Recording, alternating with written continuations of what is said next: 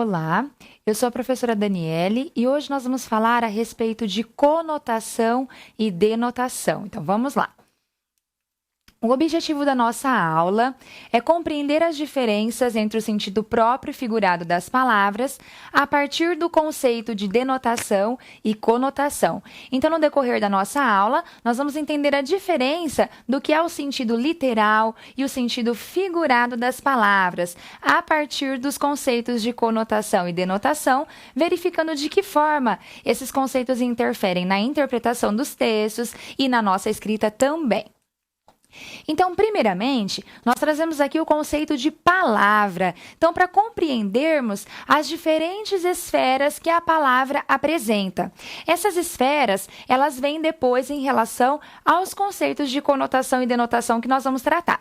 Então, primeiramente, na língua portuguesa, uma palavra, então do latim parábola, que por sua vez deriva do grego parabolê, pode ser definida como sendo um conjunto de letras ou sons de uma língua, juntamente com a ideia associada a este conjunto. Então, nós temos duas esferas. Primeiramente, o conjunto de letras que compõem essa palavra e o conjunto de ideias. Essas duas esferas fazem a representação desse conceito palavra.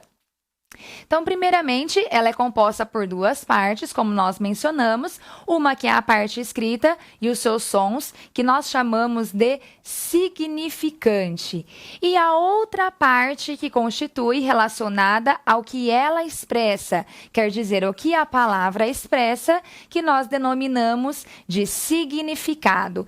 Então, dentro da palavra, o que a compõe, nós temos duas esferas. Então, a primeira esfera, no que se refere ao significante, então as letras e os sons produzidos, e a segunda esfera no que se refere ao significado, então a ideia associada por meio daquela palavra. Nós temos, então, os signos linguísticos. Então, vamos compreender esse conceito.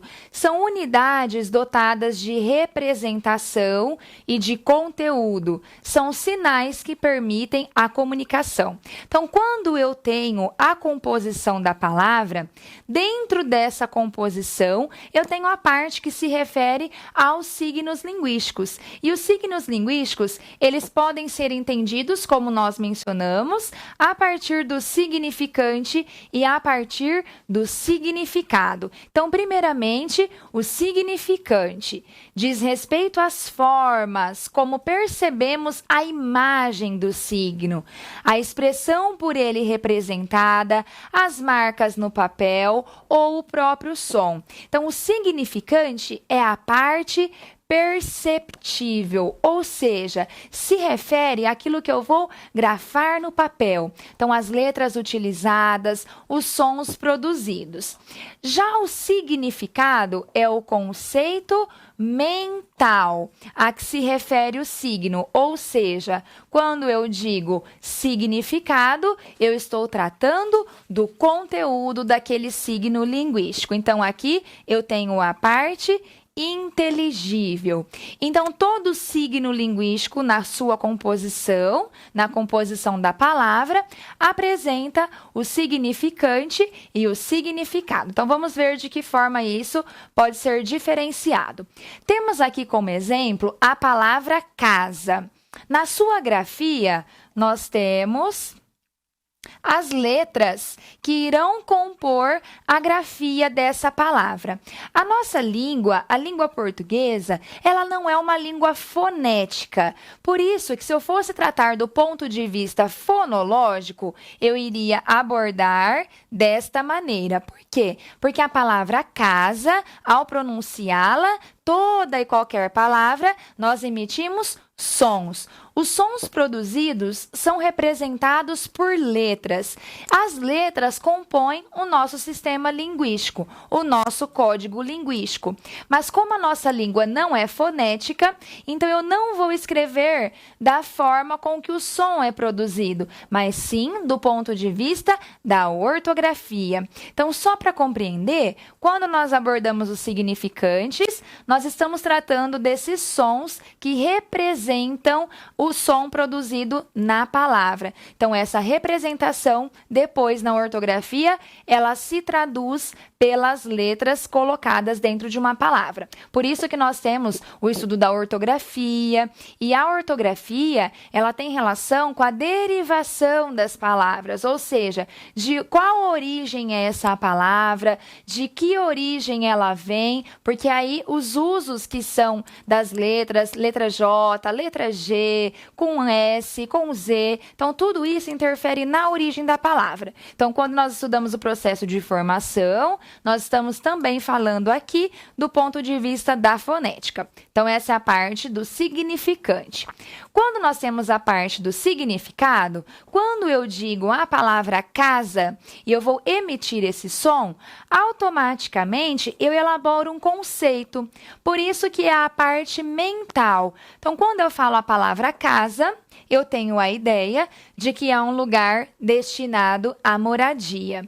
Mas nós vamos estudar hoje que esse significado, ele é muito mais do que colocar simplesmente uma acepção, colocar somente um significado. Por quê? Porque a palavra, ela adquire um outro significado dependendo do contexto em que ela está.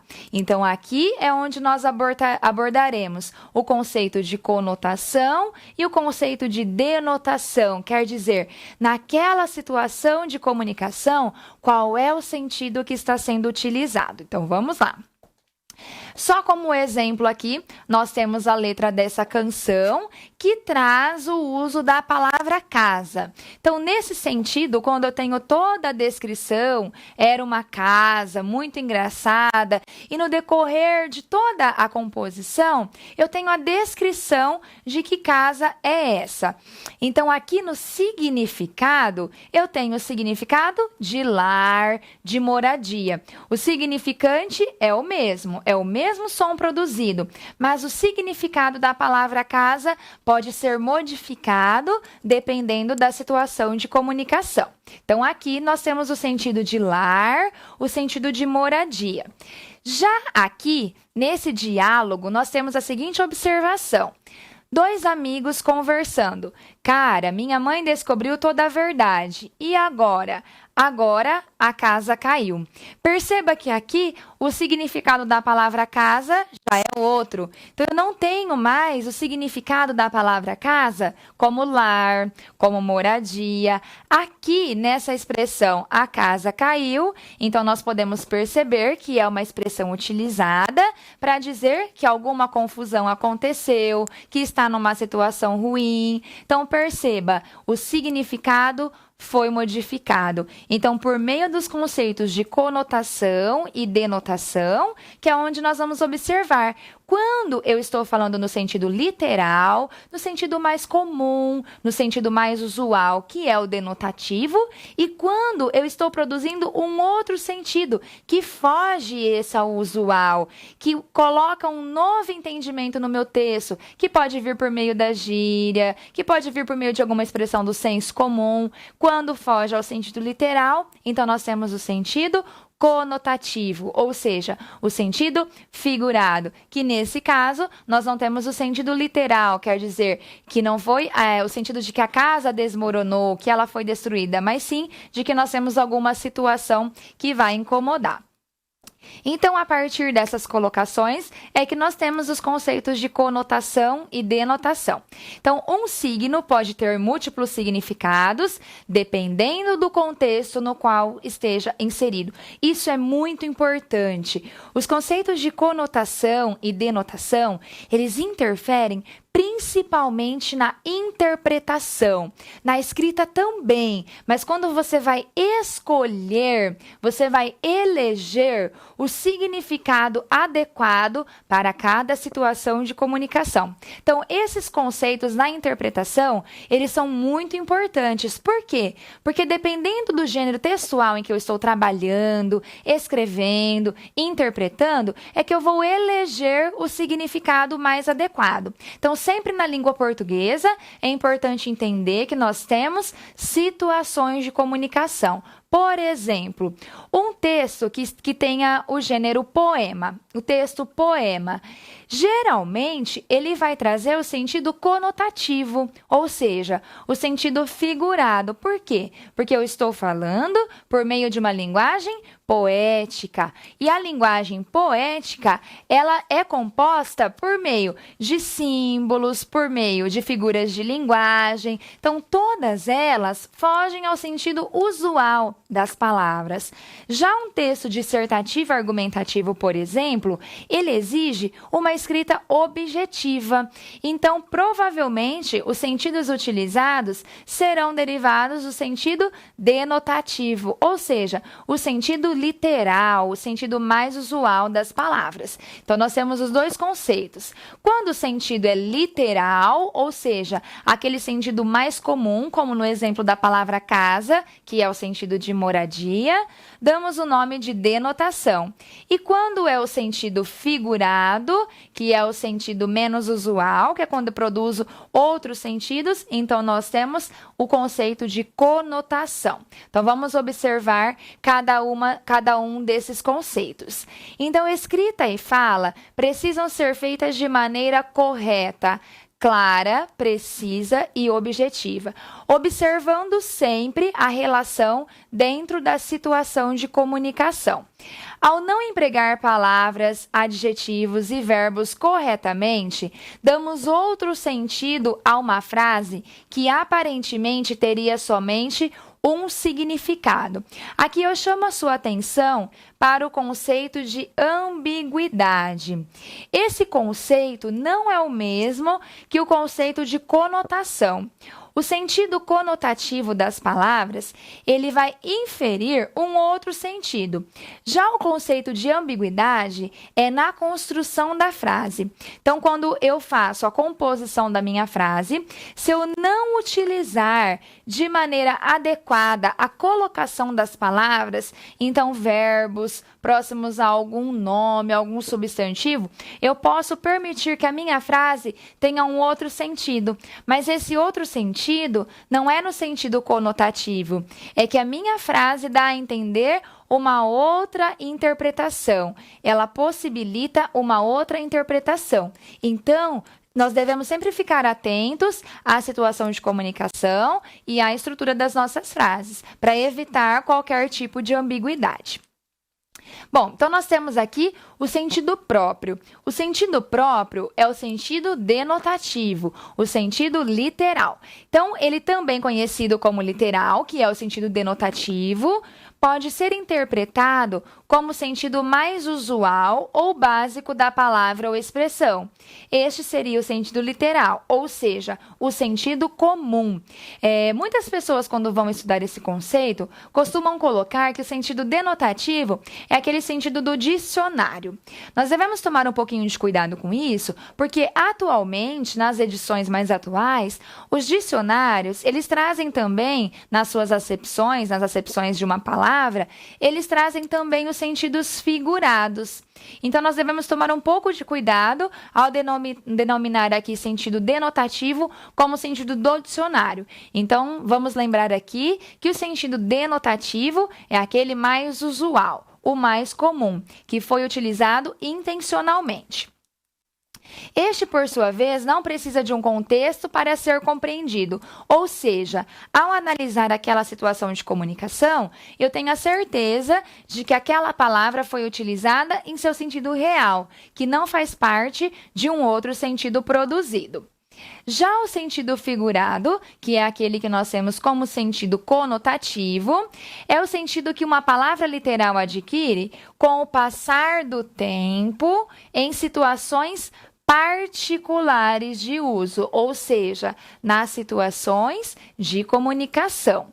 Seu sentido é alterado ou ampliado. Então, aqui é quando eu tenho a modificação do sentido literal. Então, eu produzo um novo sentido, fugindo do seu sentido inicial. Em suma, é o sentido simbólico que damos a uma palavra usual. Então, é quando ela foge àquele significado mais usual.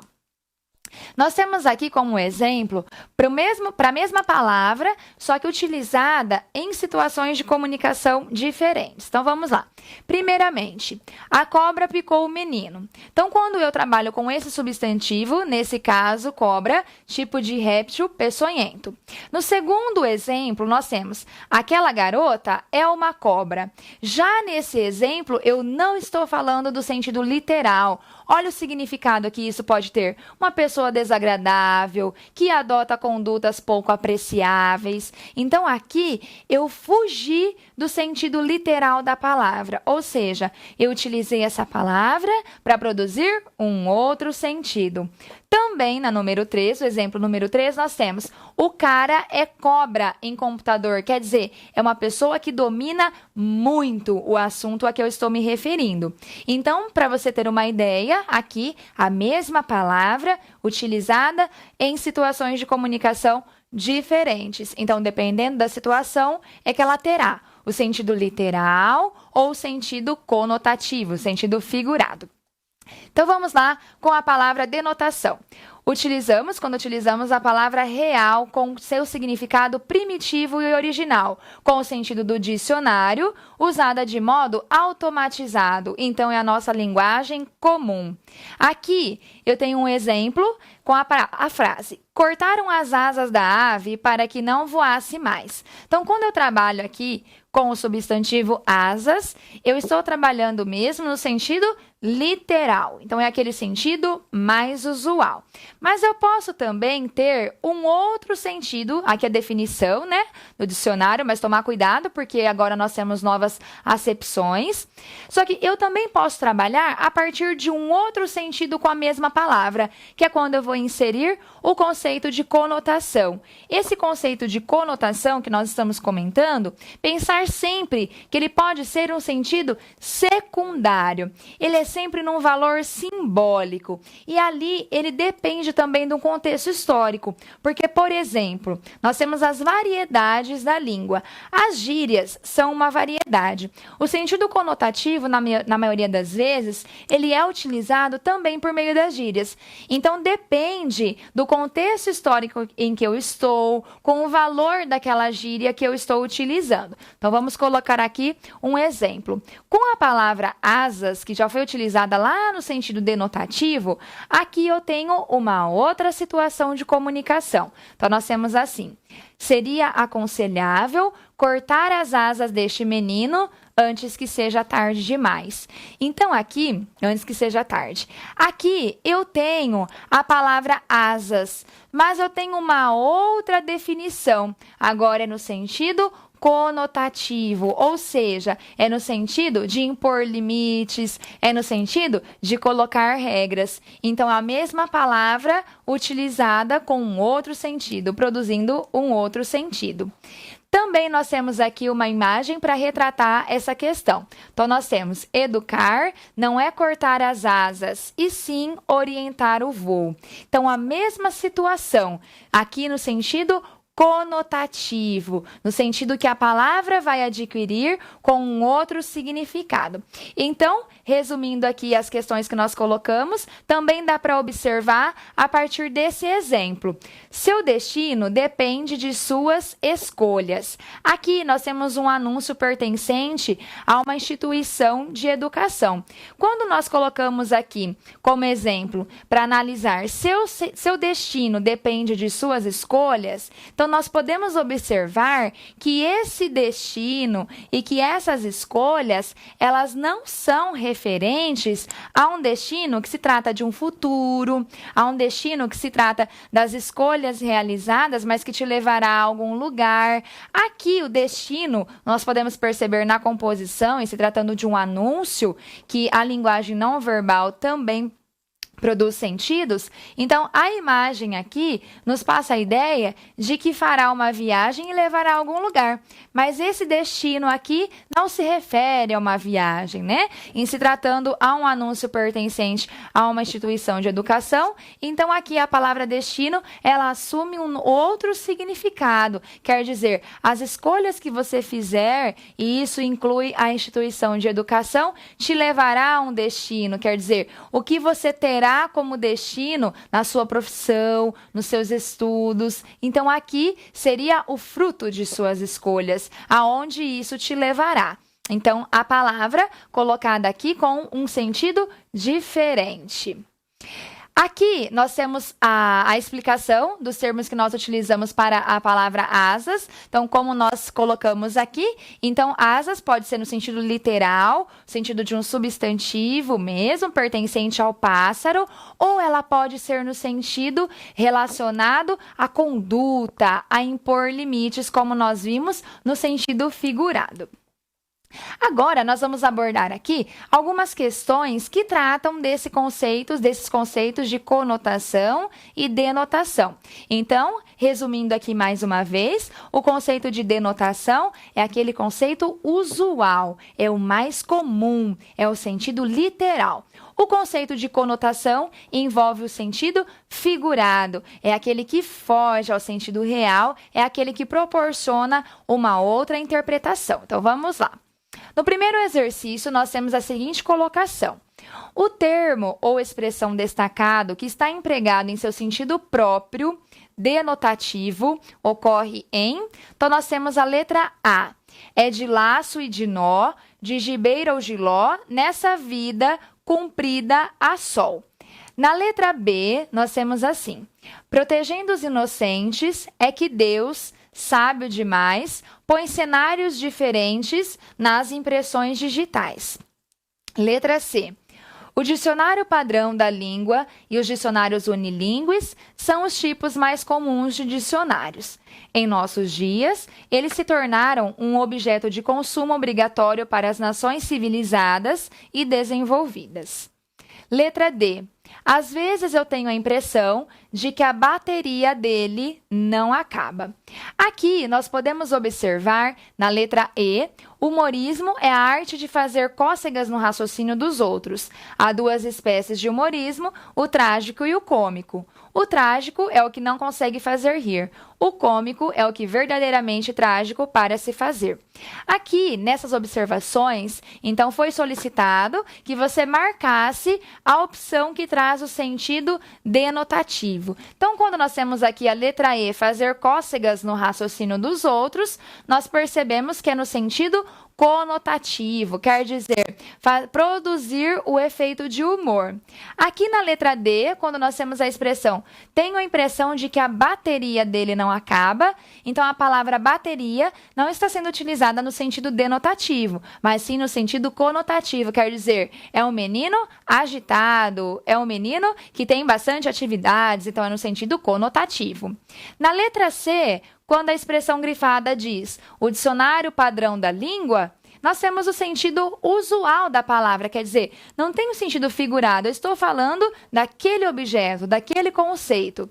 Já na letra B, nós temos aqui, é que Deus sabe demais, põe cenários diferentes, quer dizer, põe situações diferentes. Sempre que eu conseguir falar quer dizer, então eu estou explicando um outro sentido produzido, provavelmente vai ser o sentido figurado. E depois na letra A, quando nós temos aqui dessa vida cumprida a sol, quer dizer, uma vida árdua, uma vida em que se exige o trabalho, situações que exigem bastante. Então, a única expressão que nós temos aqui que trazia o sentido denotativo era aqui a alternativa da letra C, que trazia o dicionário padrão no seu sentido denotativo. Nós temos aqui agora a número 2, traz a seguinte colocação. As palavras podem assumir sentidos figurados, ou seja, significados diferentes das acepções e usos previstos pelos dicionários, embora facilmente compreensíveis no contexto específico em que se encontram. A passagem do texto em que uma palavra em sentido figurado está presente agora nós temos que identificar a expressão que traz o sentido figurado. Então, vamos lá. Letra A. Daí esta avalanche, este tsunami de informações. Letra B. O estado de nossas células cerebrais, as nossas emoções, tudo isso pode representar uma limitação para a nossa capacidade de lembrar. Letra C. Para quem, como eu, viaja bastante e tem de trabalhar em aviões ou em hotéis, é um recurso precioso. Letra D. Mas não encontrei pendrive algum. Letra E. Perguntei no aeroporto, entrei em contato com o táxi que me trouxera, liguei para casa, nada. Então, aqui observando essas diferentes colocações, nós podemos perceber que aquela em que insere um significado figurado é a alternativa da letra A. Por quê? Quando nós temos a expressão, daí esta avalanche, este tsunami de informações, então quando nós temos a palavra tsunami de informações, essa avalanche quer dizer muitas informações ao mesmo tempo, muitas informações que foram colocadas ao mesmo tempo. Então, por isso que ela assume, essa expressão assume o sentido figurado. Nós podemos interpretar a partir do conceito de conotação. Na questão número 3, nós temos assim: há emprego do sentido figurado das palavras em... Então, aqui, novamente, o sentido conotativo. Então, letra A. Os brasileiros estão entre os povos mais atrasados. Letra B. No ranking geral, os suíços ocupam o primeiro lugar. Letra C.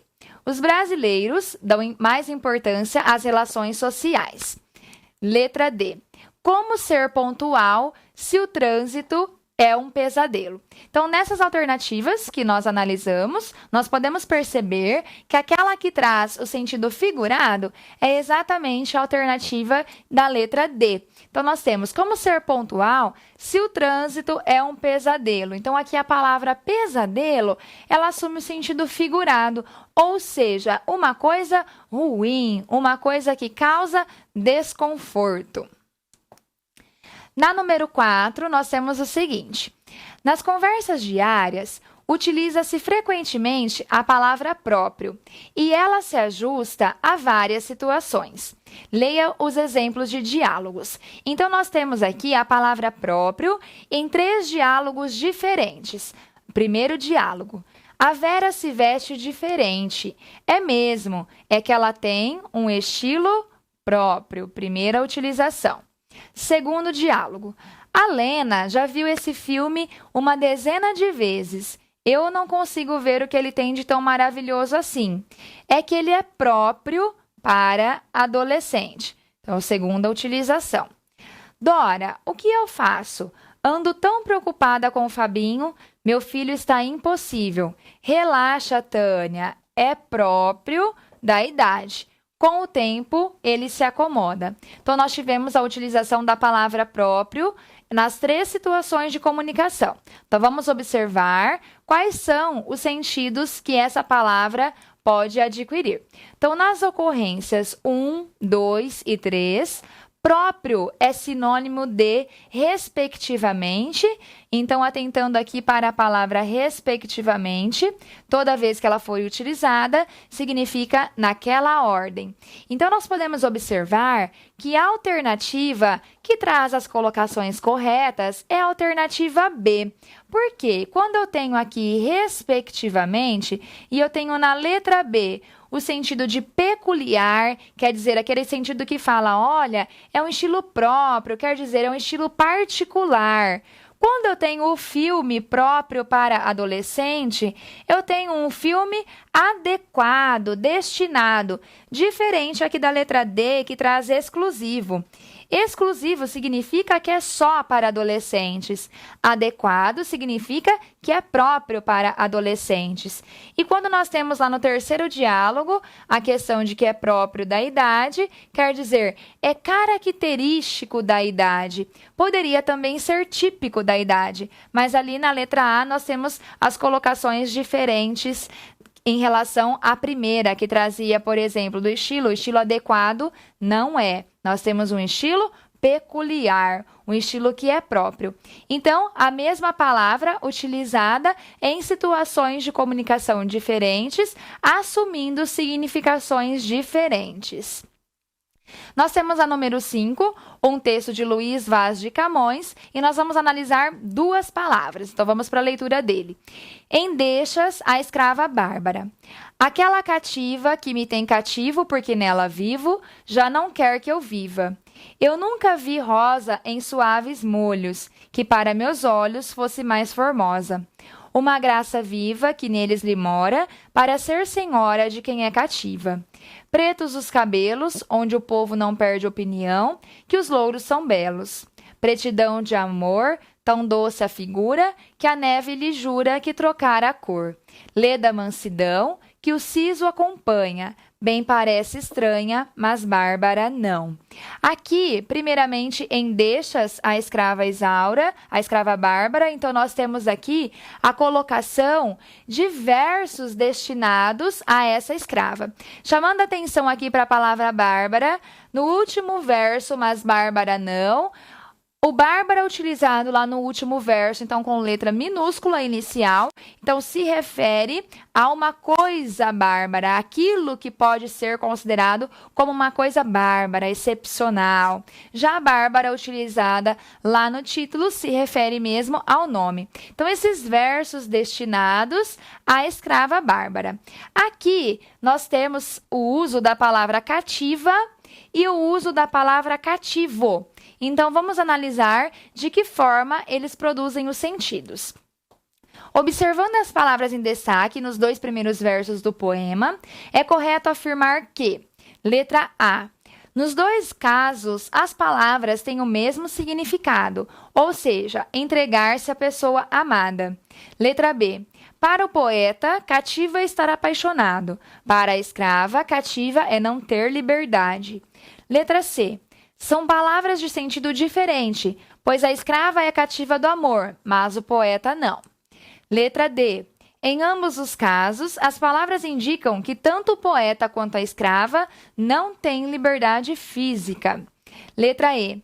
O poeta, apaixonado, cativo pela escrava, comprou-a e tornou-a cativa sua propriedade. Então, aqui nós temos diferentes interpretações para essas 2 palavras. Como nós podemos perceber, a alternativa correta é a letra B, onde traz a colocação de que para o poeta, cativo é estar apaixonado, quer dizer, preso, envolvido àquele sentimento, e já cativa, no tratamento da escrava, é para representar a ausência, a privação de liberdade. Então, palavras utilizadas numa situação de comunicação, produzindo sentidos diferentes. Essas são as nossas referências de hoje. Eu espero ter contribuído com a tua formação. Um bom estudo e até a próxima!